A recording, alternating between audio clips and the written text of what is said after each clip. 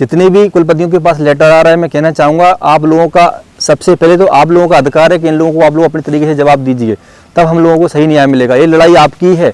आप जिस यूनिवर्सिटी में बैठे हो, आपको जहाँ से मानदेय मिल रहा है, जहाँ से आपको पेमेंट मिल रहा है, आपको उसी चीज़ का मिल रहा है कि आप छात्रों की समस्याओं का निराकरण करें, इसलिए नहीं मिल रहा है कि आप अपने घर चलाएं। ठीक है, इसलिए आप लोगों का हमसे पहले आपकी जिम्मेदारी बनती है सभी यूनिवर्सिटियों के कुलपतियों की कि आप लोग अपनी आवाज़ उठाएं, अपने अस्तित्व के लिए, अपने स्वाभिमान के लिए, अपनी उन बिल्डिंगों के लिए जो लंबी लंबी बड़ी बिल्डिंगें ऑफिस वहाँ पे आपको बना के दे रखी हैं सरकार ने कि यहाँ पे शास्त्रीय डिग्री कराओ और लोगों को रोजगार। देखो, जिस डिग्री से रोजगार नहीं मिलेगा उसका अस्तित्व खत्म हो जाता है। मैं बता रहा हूँ, ये दुनिया स्वार्थी है भाई। अगर फ्यूचर में लगा कि शास्त्रीय डिग्री करने से कोई रोजगार नहीं है, तो मैं कहना चाहता हूँ तो ये संस्कृत की हत्या है एक तरह से, क्योंकि कोई संस्कृत को नहीं करना चाहेगा। किसी दुनिया में किसी भी विषय को अगर हमें खत्म करना है तो उससे रोजगार को हटा दीजिए, वो स्वतः नष्ट हो जाएगा। मैं बता रहा हूँ, तो अगर आप रोजगार इससे नष्ट कर रहे हो या फिर आपको लगता है कि इस बार हम शास्त्रीय डिग्री में बंदों को नहीं बिठाने देंगे, तो ये आपकी बहुत बड़ी भूल है।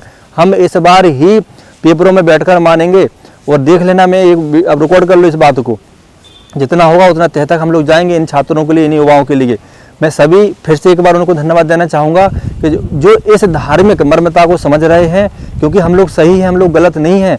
आज मध्य प्रदेश के युवाओं के साथ हुआ है, आज फिर इसके उत्तर प्रदेश के युवाओं के साथ हो रहा है, कल फिर आगे फ्यूचर में जो वैकेंसी निकलेंगे, एक ना एक समस्या बनी रहेंगी। तो इस समस्या को हमें परमानेंट जड़ से ख़त्म करना है, हमेशा ख़त्म करना है, जिससे आने वाली जो पीढ़ी है वो अपना जीवन सुखद रूप से अपने सही तरीके से उनको न्याय मिल सके और सही तरीके से वो रोजगार पा सकें, ईमानदारी के साथ, सम्मान के साथ। ऐसा नहीं कि पेपर करा लो, फिजिकल करा लो, ठीक है, या फिर मेडिकल करा लो, या फिर उनका साक्षात्कार करा लो, बाद में बोल दो कि इनकी डिग्री नष्ट है। इनकी डिग्री हमारे कोई मतलब क्या नहीं है। कई बार जो बंदे इस बार शास्त्रीय डिग्री करके फिजिकल मेडिकल निकाला, उन्होंने कई बार पीछे मेडिकल फिजिकल, यहाँ तक कि वो साक्षात्कार पेपर निकालने के बाद साक्षात्कार तक भी गए हैं। उनको भी इनकी अमान्यता घोषित कर रहे हो आप लोग, समतुल्य नहीं मान रहे हो स्नातक। अब बोलो अब इससे क्या है, इसका मतलब क्या है? पहले शास्त्रीय था, अब शास्त्रीय नहीं है। तो कहने का मतलब है कि मैं अभी सब चीज़ें नहीं बात करना चाहूँगा, लेकिन जो मेन बात है वो मैं कहना चाहूँगा कि आप लोग बिल्कुल गलत हो, इसको आपको स्वीकार करना ही पड़ेगा।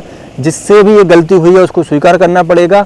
और अभी तो शुरुआत है, धर्म के ऊपर आप लोगों ने उंगली उठाई है, धर्म के ऊपर आप लोगों ने कटाक्ष किया है, इसका हर्जाना आप लोगों को 100% भुगतना पड़ेगा। मैं बता रहा हूँ, आप बच नहीं सकते किसी प्रकार से।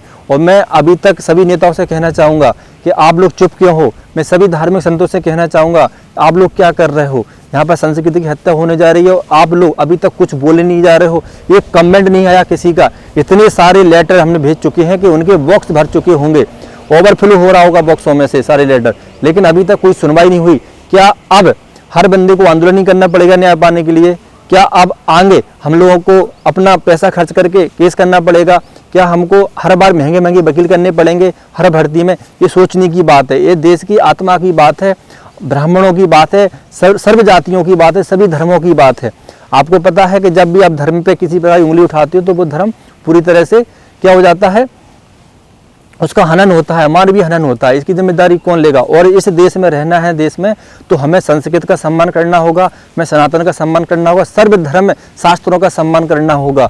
ऐसा नहीं है कि हम लोग अपने व्यक्तिगत फायदे के लिए या ये छात्र अपने लिए लड़ रहे हैं, ये छात्र अपने आने वाली पीढ़ियों के लिए भी लड़ रहे हैं, ये छात्र अपने स्वाभिमान के लिए लड़ रहे हैं, ये छात्र संवैधानिक तौर पर न्याय पाने के लिए लड़ रहे हैं। आप लोग इनको इसे धुतकार नहीं सकते। मैं फिर से बोल रहा हूँ और सभी मैं युवाओं से फिर से कहना चाहूँगा कि आप लोग घर ना बैठे, कुछ ना कुछ करते रहें, बता रहे हैं आप वहाँ पर कुछ कर रहे हो, इसलिए हम अभी तक जिंदा हैं। अभी तक हम लोग यहाँ पर अपना मनोबल बना के रखा है। अगर आप ठंडे पड़ गए तो मैं बता रहा हूँ हम लोगों का मनोबल पूरा टूट जाएगा।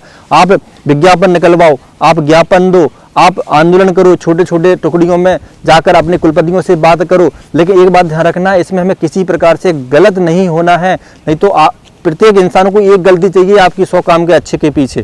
100 काम अच्छे करोगे, एक काम गलत कर दोगे, बस वहीं पे काम खराब हो जाएगा। इसलिए हमें किसी प्रकार की आगजनी नहीं करना है, किसी प्रकार से आक्रोश में नहीं आना है। हमें अपना न्याय पाने के लिए, क्योंकि आप धर्मशास्त्र के छात्र हो, आपको पता है कि अब जो विजय का प्रतीक होता है वो शीलता होती है, आपकी शीतलता होती है, तो उसको साथ में बना के रखना है हम लोगों को। और हमको किसी को मौका नहीं देना कि आप लोगों पर कोई उंगली उठा सके। तो बस मैं यही कहना चाहूँगा इस वीडियो के अंत में कि आप लोग अपनी एकजुटता, अपना मनोबल और हिम्मत ना हारें, पढ़ाई भी साथ में करते रहें, क्योंकि आपको वो लेंगे और पता नहीं कब आपकी पेपरों की डेट घोषित हो जाए। लेकिन घोषित कब होगी? जब हम लोग एकजुट बने रहेंगे, हम लोग कंटिन्यू मीडिया में बने रहेंगे। जब तक किसी ऐसे विशेष व्यक्ति का आप लोगों के पास जवाब नहीं आया, किसी का बयान नहीं आया, तब तक हम लोग घर पे नहीं बैठेंगे कि आप अपने पेपर की तैयारी करो, हम आपके पेपर कराएंगे। अभी तक नहीं आया। बस सोचो, ये हमारा देश में चल रहा है। अब आज हम लोग एकजुट हैं, आज हम लोग पढ़े लिखे हैं, हमको पता है सारी संवैधानिक तौर पर जानकारी है, तब हम इतना परेशान हो रहे हैं।